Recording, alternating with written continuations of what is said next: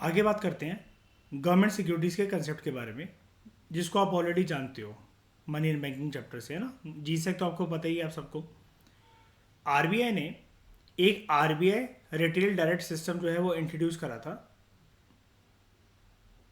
जिसमें छोटे छोटे जो रिटेल इन्वेस्टर्स हैं उनको अलाउ करा गया कि वो गवर्नमेंट की जो सिक्योरिटीज़ होती हैं उनमें इन्वेस्ट कर सकते हैं, जैसे आप और मैं। ठीक है। कैसे?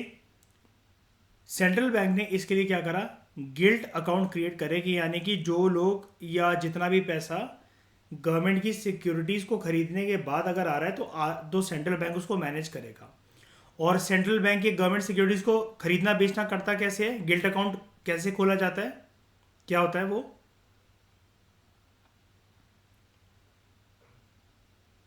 बताओ। आरबीआई कैसे मैनेज करता है ये गवर्नमेंट की सिक्योरिटीज़ को खरीदने बेचने के लिए? थ्रू विश पोर्टल,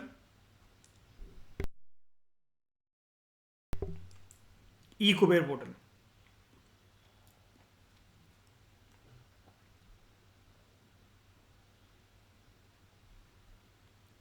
तो कुछ जो फीचर्स हैं गवर्नमेंट सिक्योरिटीज़ के और गिल्ट अकाउंट के, वो क्या होते हैं? गवर्नमेंट सिक्योरिटी एक ट्रेडेबल इंस्ट्रूमेंट होता है जिसको केंद्र की सरकार चाहे इशू कर दे चाहे राज्य की सरकार इशू कर दे। ये गवर्नमेंट की डेट ऑब्लिगेशन को दिखाता है कि सरकार को कुछ घाटा हो रहा था या कुछ पैसों की नीड है, तो सरकार कहाँ से उठा रही है पैसा, मार्केट से या फिर जनता से। अब अगर जनता के लिए अलाउ कर दिया गया तो ऑब्वियस ही बात है, मतलब सरकार चाह रही है ना कि जहाँ से भी पैसा आ जाए बस वो आ जाए, हम इंटरेस्ट के साथ वापस करेंगे जिसने भी अगर ये जीसेक के अंदर इन्वेस्ट कर रखा होगा, है ना। अब गवर्नमेंट सिक्योरिटीज दो तरह की होती हैं। एक होती है शॉर्ट टर्म, जिनका मेच्योरिटी पीरियड 1 साल से कम होता है, उसको हम लोग कहते हैं टी बिल्स, ट्रेजरी बिल्स। और एक long term with a maturity of more than 1 year, like government bonds. ठीक है। सेंट्रल गवर्नमेंट जो है it can issue both treasury bills and bonds और डेटेड सिक्योरिटीज, जबकि हमने पढ़ा था, काफ़ी बार पढ़ चुके हैं हम इस फैक्ट को। जो राज्य की सरकार है they can issue only bonds और dated securities, not treasury bills, जिसको हम लोग स्टेट डेवलपमेंट लोन्स भी कहते हैं। ठीक है। अब इसको हम लोग risk free gilt edge instruments कहते हैं। ये वाली टर्म मैंने आपको बताई थी, लिखवाई भी थी। क्यों? Because it has banking of हाँ, सॉवरेन। तो कोई भी जो अकाउंट होता है, गिल्ट अकाउंट क्या होता है इसके बारे में भी मैंने आपको लिखवाया था, अगर आपको याद हो मनी इन बैंकिंग वाले चैप्टर के अंदर। कोई भी account which is formed and maintained by an entity और अ पर्सन जिसको आरबीआई ने परमिशन दे रखी हो for the purpose of holding government securities, उसको हम लोग कहते हैं गिल्ट अकाउंट। यानी कि आरबीआई जब किसी ऐसे अकाउंट को ओपन करवा के दे जहां पर आप गवर्नमेंट सिक्योरिटीज को खरीदना बेचना कर सकते हो, तो वो कौन सा अकाउंट होता है? Gilt account. यानी कि हम कितनी चीजें सीख गए। जैसे अगर अकाउंट्स के अगर अलग अलग पैरामीटर्स की अगर हम लोग बात करें, एक है आपका जहां पर आपका डिपॉजिट करा हुआ पैसा रखा जाता है और उस डिपॉजिट करे हुए पैसे पे आपको जो पैसा मिलता है बैंकों से, आप उसको क्या कहते हो? Bank account. जहां पर आपके शेयर्स जो होते हैं वो पड़े होते हैं, डीमैट अकाउंट। ठीक है। उसके बाद जहां पर बॉन्ड्स वगैरह जो सिक्योर्ड फॉर्म में रखे जाते हैं वो क्या होता है सरकार का? नहीं नहीं नहीं, बॉन्ड्स वगैरह एस्क्रो अकाउंट। ठीक है। और जहां पर गवर्नमेंट सिक्योरिटीज जो होती हैं सरकार की, आरबीआई जिनको रेगुलेट करे परमिट करे, ऐसे अकाउंट को क्या कहते हैं? Gilt account. ठीक है। इसको शायद GUILT मत लिख देना, ठीक है। हाँ।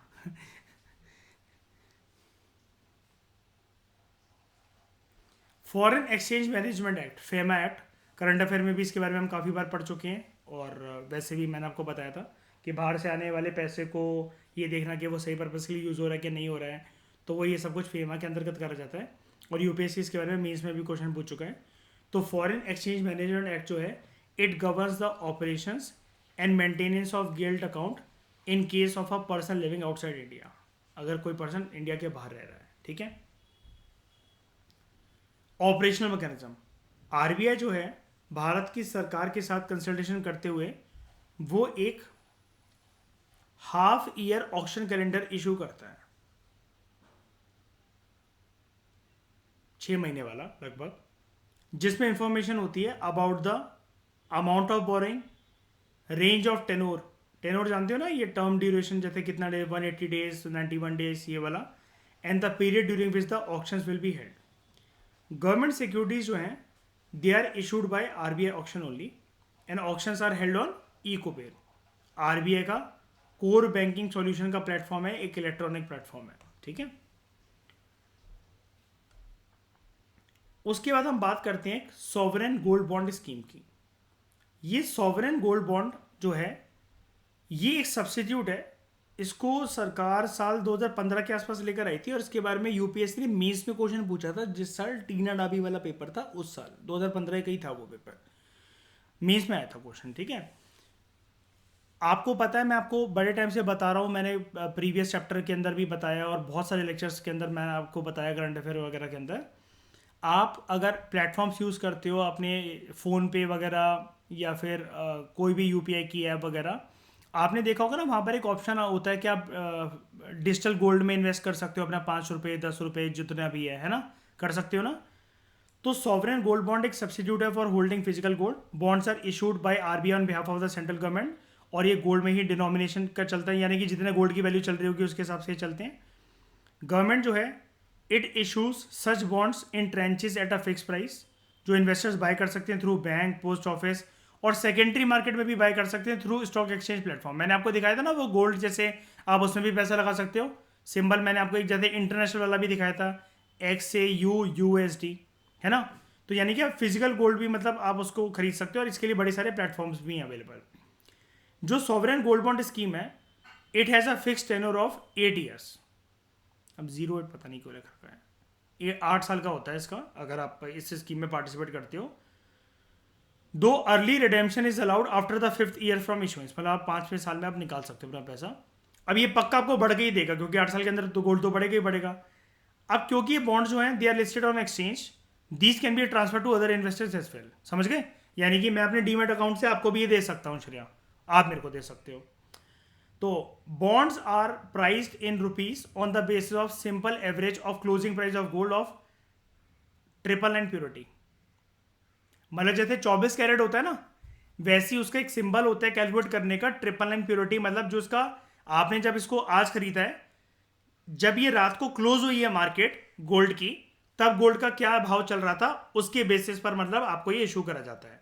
And it is publish by India bullion and jewellers association for the last 3 business days of the week preceding the subscription period. आपने जब इसको लिया है तो पिछले 3 दिनों के अंदर जो रेट चल रहा था उस रेट को घुमा फिराकर एक आपको एक फिक्स रेट वो दिया जाता है। तो आपकी मर्जी, आपने आज ही अगर इस स्कीम के अंदर इन्वेस्ट करना चाहते हो तो आप आज कर लो। अब आपको पता है धनतेरस, दिवाली पे, न्यू ईयर पे, फेस्टिव सीजन पे, शादियों के सीजन में महंगा हो जाएगा अभी कमिंग मंथ्स के अंदर, सर्दियों के अंदर।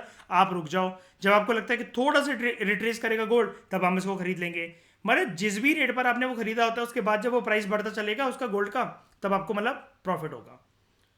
जब आप इसको रिडीम करवाते हो तो the cash equivalent to the number of units multiplied by the then prevailing price. मतलब सच में अगर आपने गोल्ड खरीदा होता, जितने यूनिट्स का 24 कैरेट खरीदा होता, 2 तोले की चेन अगर बनवाई होती, 25 ग्राम अगर कुछ वो करा होता, एक कान की बाली बनवाई होती, या जो भी आपके जितने अगर फिजिकली अगर आपके पास होता, और अभी क्या रेट चल रहा होता उसका, उसके इक्विवेलेंट बिल्कुल आपको डिट्टो बिल्कुल वही पैसा मिल जाता है। बस यहाँ पर क्या टेंशन, आपको अपने गोल्ड चोरी वोरी होने की टेंशन नहीं है। और बात ये होती है कि नहीं ऐसा गोल्ड थोड़ी ना रखा जाता है, तो क्या बात है, अगर आपके पास ज़्यादा पैसा है आप ऐसे गोल्ड के अंदर, अगर आप तिजोरी के अंदर ही रखना था आपको गोल्ड, आप वो करवा लो। और घर में किसी की शादी है, कोई क्या कहते हैं बेटी की शादी है, जो भी है, शादी के टाइम पर जो जेवर बनवाना है, कुछ भी बनवाना है, इसके अंदर पहले से इन्वेस्ट कर दो पहला पैसा। जब इससे जो पैसा आ जाएगा उसके बाद 5 साल के अंदर, 5 से 8 साल के अंदर तो वैसे भी खींच सकते हो उस पैसे को, उस टाइम तक गोल्ड की भी वैल्यू बढ़ जाएगी, वही उतना पैसा मिलेगा जितना आपने सच में अगर ज्वेलरी खरीद रखी होती। तो उस पैसे को यूज करके फिर बाद में फिजिकल जो है वो ज्वेलरी वो बनवा लेना, ठीक है। तो those who apply online for the last tranche, latest tranche, they are eligible for a discount of ₹50 per ग्राम। अब लेटेस्ट ट्रेंच क्या होता है या ट्रेंच क्या होता है, ये एक स्लॉट्स में इशू करा जाता है। जैसे आपको पता है ना, चलिए आईपीओ एक लॉट साइज में इशू करा जाता है, ये भी एक ऐसे इशू करा जाता है कि ऐसा ना हो कि फॉरेन इंस्टीट्यूशनल इन्वेस्टर भर भर के जितना भी मतलब गोल्ड हो सारा का सारा खरीद ले। Everyone except NRI can invest. अब समझ गए क्यों, बाहर से आया हुआ पैसा और ये फेमा में क्यों रेगुलेट करा जाता है, ये जो हम यहाँ पर भी पढ़ रहे थे, फॉरेन एक्सचेंज मैनेजमेंट एक्ट, इसके अंदर भी ये रेगुलेट करा जाता है। एनआरआई जो है वो इस पर इन्वेस्ट नहीं कर सकते, ठीक है। तो investment in these bonds can be made through cash, 20,000 रुपये तक आप यूज कर सकते हो चेक या डिमांड ड्राफ्ट के थ्रू। बॉन्ड जो होते हैं they are issued in denomination, minimum आप कितना खरीद सकते हो, 1 ग्राम, और उसके मल्टीपल में, यानी कि लॉट साइज है ना इसका भी, एक लॉट कितने का है, 1 ग्राम का। मैक्सिमम इन्वेस्टमेंट मैक्सिमम 4 किलो कर सकते हो, उससे ज्यादा नहीं। तो एक अच्छी चीज कर रखी है ना उन्होंने। और मिनिमम परमिसेबल इन्वेस्टमेंट इज 1 ग्राम, मतलब मिनिमम कितना 1 ग्राम, मैक्सिमम 4 किलो। आरबीआई जो है वो फिक्स करता है इस बॉन्ड का प्राइस। बेनिफिट्स क्या है इसको बाय करने के, these bonds are backed by sovereign guarantee, आपको 8 साल के बाद 5 साल के बाद पैसा मिल ही जाएगा, 5 साल के बाद खींच भी सकते हो। और डीमेट फॉर्म में आपके पड़ा रहता है, जैसे डीमेट अकाउंट जैसे शेयर्स पड़े हुए हैं आपके। They are priced as per the underlying spot gold values, मतलब आपके जो गोल्ड का जो रियल वैल्यू चल रही होगी, सेम इसी की वैल्यू चल रही होगी, वो बढ़ेगा तो ये भी बढ़ेगा। तो इन्वेस्टर्स जो कि ये सोच रहे थे बड़े टाइम से कि those who want to invest in gold they can buy the bonds without worrying about safe keeping of physical gold, locker charges वगैरह, मेकिंग चार्जेस, प्योरिटी चार्जेस, ये सब कुछ नहीं देने पड़ेंगे। क्योंकि आपको जितने का गोल्ड होता है ना, उससे ज़्यादा आपको पैसे देने पड़ते हैं, क्योंकि बहुत अलग अलग तरह के टैक्स वगैरह चार्जेस जो है दुकानदार आपसे चार्ज करते हैं, उनसे आप बच सकते हो। And these bonds offer an interest of 2.5% per annum per year on the principal investment amount, मतलब इतना तो फिक्स आपको मिलेगा ही मिलेगा, ठीक है। अब देख रहे हो बाकी गोल्ड में क्या पता सोने का रेट नीचे आ जाए, जो भी आ जाए, यहां पर आपको इतना तो मिलेगा ही मिलेगा। प्लस जो आपकी गोल्ड जिस रेट से दौड़ रहा होगा, आगे बढ़ रहा होगा, ये क्यों मिलेगा, 8 साल के लिए आपका लॉक है ना, ये वाला गोल्ड आपका 8 साल के लिए लॉक है, क्यों ठकराइन, 2.5% तो ये मिलेगा साल का। ऊपर से जब गोल्ड की वैल्यू बढ़ रही होगी तो वो भी प्रॉफिट आपको मिलेगा, जिस हिसाब से गोल्ड बढ़ रहा होगा। 8 साल के अंदर पक्का गोल्ड बढ़ेगा कि नहीं बढ़ेगा। आज हम 2023 में बैठे हैं, 2031 तक गोल्ड की कीमत होगी ज्यादा कि नहीं होगी, कि जो आज चल रही है उतनी होगी, पक्का बढ़ेगा, है ना। डिमांड सप्लाई के बेसिस पर काम करता है ना गोल्ड, सप्लाई कम हो जाती है और उसका प्राइस बढ़ जाता है फिर उसके बाद। तो while the interest on bond is taxable, ठीक है, जो कैपिटल गेन होगा आपको at the time of redemption is exempt from tax. इसलिए बोला जाता है कि 5 साल के बाद आप निकाल तो सकते हो, अगर आप वेट कर सकते हो तो पूरा 8 साल के बाद निकालो, तो आपको कोई टैक्स वैक्स कुछ भी नहीं देना पड़ेगा, पूरा प्रॉफिट आपका। These bonds can also be use as collateral for availing loans from banks and NBFC. तो ऑब्वियस ही बात है, डिजिटल गोल्ड है ना आपका, तो आप इसको रख सकते हो, मुथूट फाइनेंस वगैरह में इसको रखकर आप लोन मतलब इससे उठा सकते हो, पैसा उठा सकते हो। रिस्क क्या है इसमें इन्वेस्ट करने के लिए, capital loss is a risk since the bond prices would reflect any change in the gold prices. अगर गोल्ड का प्राइस चेंज होता है, देखो 2.5% आपको एनुअली इंटरेस्ट तो मिलेगा श्रेया, है ना, लेकिन अगर गोल्ड की कीमत अगर नीचे गिरने लगी, आपने जिस पॉइंट पे अगर बाय करा था तब से गोल्ड नीचे नीचे नीचे ही आता जा रहा है, तब आपको लॉस हो सकता है। लेकिन उसके बारे में चिंता करने की कोई बात नहीं होती, 8 साल का लंबा समय होता है, आपको पता है 8 साल के अंदर सोना चांदी बढ़ते ही बढ़ता है ना, इतना तो हर कोई जानता ही है ना। अगर हाँ बिल्कुल बढ़ जाता है, इतना तो मानते हो कि 8 साल के अंदर आपको, आप आज बिल्कुल हाई पे जाके खरीद रहे हो गोल्ड को, बिल्कुल हाई, आपको पता है फेस्टिव सीजन के बाद पक्का कम आएगा, लेकिन आपने फेस्टिव सीजन पे ही खरीद लिया कि मेरे पास पैसे हैं वो खर्च हो जाएंगे। आपको ये तो पता है ना कि भले ही आपको लॉस दिखा रहा है, लेकिन 8 साल के अंदर तो बढ़ ही जाएगा, वो 5 साल के अंदर तो बढ़ ही जाएगा। अगर गोल्ड के प्राइस गिरते हैं तो the principal investment would fall proportionately, लेकिन इसको ये बताना चाहिए कि भाई ये कोई रिस्क नहीं है लॉन्ग टर्म के अंदर, ठीक है। यार देखो पता है गोल्ड और सिल्वर की मार्केट यार श्रेया क्या होती है, वो इंडिपेंडेंट होती है यार, पता है क्यों यार, वो ऐसे हो सकता है कि जैसे कोई जो पर्सन्स हैं वो उस टाइम पर अपने जीवन के सर्वाइवल के लिए और उन सब के लिए वो अपनी बची हुई ज्वेलरी को या फिर मंगलसूत्र वगैरह को गिरवी रखवा रहे हो, लोग वगैरह वो करवा रहे हो, है ना, तब वो एक काम वो मजबूरी में हो सकता है। लेकिन बात ये होती है कि जिस चीज़ की सप्लाई कम है श्रेया, तो वो स्टेबल ही रहेगा, मतलब वो चीज़ उसका प्राइस बढ़ेगा ही बढ़ेगा। गोल्ड कम होता जा रहा है दुनिया से, सिल्वर कम होता जा रहा है दुनिया से, मेटल्स कम होते हैं ना, तो इनका प्राइस बढ़ेगा ही बढ़ेगा, क्योंकि ये इकोनॉमी के हालातों के इंडिपेंडेंट मतलब ये बिहेव करता है ना। यहां पर सिर्फ हालात एक हो सकते हैं कि पर्सन की नौकरी चली गई है, अब कुछ है नहीं, तो ज्वेलरी वगैरह लोग किस लिए बनवाते हैं, ऐसी इमरजेंसी सिचुएशन वगैरह के लिए, है ना, तो वो बेच वाच के वो कर सकते हैं। जब ऐसा बहुत ज्यादा खरीदना बेचना चल रहा है, थोड़ी सी मार्केट फ्लक्चुएट करती है, लेकिन ये एक बहुत इंडिपेंडेंट मार्केट होती है। गोल्ड का चार्ट आपको ना ज्यादा उबड़ खाबड़ दिखेगा ही नहीं, पहली बात है।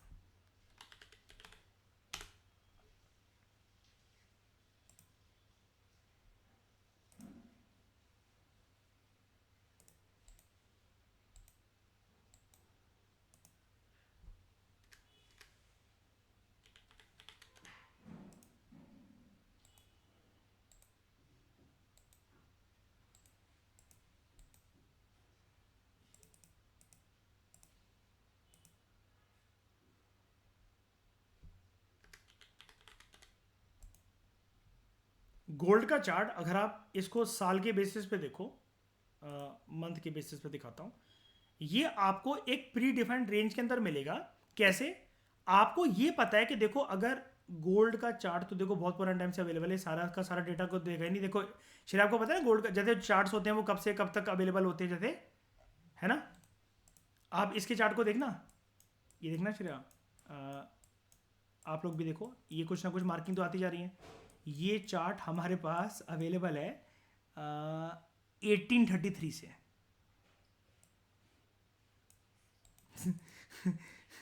1833 से। और ये डॉलर में है अभी, इसको मैं आईएनआर में कर दूं, ज़रा देखूं, ज़रा होता है आईएनआर में, हाँ हो जाएगा आईएनआर में।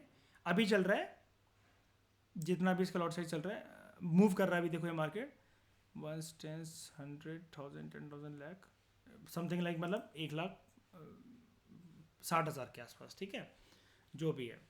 तो अब क्या है कि ये मार्केट, जैसे आपको पता है कहीं पर भी आप पैसा डाल दो, कहीं पर आपने किसी भी पॉइंट पर डाला, ऊपर डालो नीचे डालो, यहाँ आपने आपने यहाँ डाला, आपने पैसा यहाँ लगाया, कहाँ गया, ये लगाया आपने पैसा, नीचे आती गई नीचे आती गई नीचे आती गई, कोई बात नहीं, कोई इशू नहीं है। उसके बाद देखो ना क्या हुआ है, ये देखो उसके बाद, ये ऐसा चार्ट है। अब ऐसी जगह पर देखो, चार्ट बोल रहा है भाई, इतने सालों का चार्ट, आसपास का चार्ट भी नहीं, 10 साल का 200 साल का चार्ट है ये, है ना? ये आपको इंसाफ के साथ बोल रहा है कि कहीं पर भी पैसा लगा दो ये बढ़ेगा ही बढ़ेगा। और इसके अंदर पता है एक्सनेक्स में, आपको पता है क्या, एक मैं आपको प्लेटफॉर्म बताऊंगा श्रेया, आप उसके अंदर $10 भी लगा सकते हो आराम से, भूल जाओ। और उसमें लेवरेज मिल जाती है आपको 10x की, मतलब $10 लगा के आप $1000 से ट्रेड कर सकते हो, आप उसमें लगा के छोड़ दो, मिलता रहता है। मैं साइड इनकम के लिए ऐसे ही करता रहता हूँ। Sovereign blue bond, the Republic of Seychelles, country है ये Seychelles, it has launch the world's first sovereign blue bond to support sustainable maritime and fisheries projects. World Bank ने इस सिचिलिस को सपोर्ट कराते हैं, reaching out to investors and advice how to structure the use of proceeds from the bond, मतलब कैसे तुम्हें use करना है। मतलब उनको ना क्या हुआ था, जैसे आपको जानते हो ना, इवेंट हो जाता है बड़ी सारी जगह पे, ऑयल स्पिल का इवेंट जैसे या कुछ हो गया, तो अब कोई कोई कंट्रीज होती है, आइलैंड कंट्रीज वगैरह, तो ये जो सेचिलिस है, आपको भी पता है कि ये ऐसी कंट्रीज काफ़ी ज़्यादा समुद्र के जो आसपास होती है, जो श्रीलंका वगैरह, ये मरीन रिसोर्सेज पे बहुत ज़्यादा डिपेंड करती है अपनी जीडीपी वगैरह के लिए, है ना? तो तब ये इन्होंने एक सॉवरेन ब्लू बॉन्ड जो है वो इशू करा था, और वर्ल्ड बैंक ने उसको सपोर्ट करा था कि हम इसको बेच पाते हैं, और ऐसा जो पैसा आएगा तुम्हारे पास, उसको तुम्हें फ्रूटफुली कैसे यूज़ करना है सस्टेनेबल तरीके से मरीन और फिशरी प्रोडक्ट्स को सपोर्ट करने के लिए, ठीक है। नेक्स्ट हमारा टॉपिक है जो हम स्टार्ट करेंगे वो होगा म्यूचुअल फंड, जो कि इस चैप्टर की स्टार्टिंग में मैंने आपको बताया था। लेकिन अभी के लिए इस डिस्कशन में दोस्तों फिलहाल इतना ही। Thank you very much for discussion.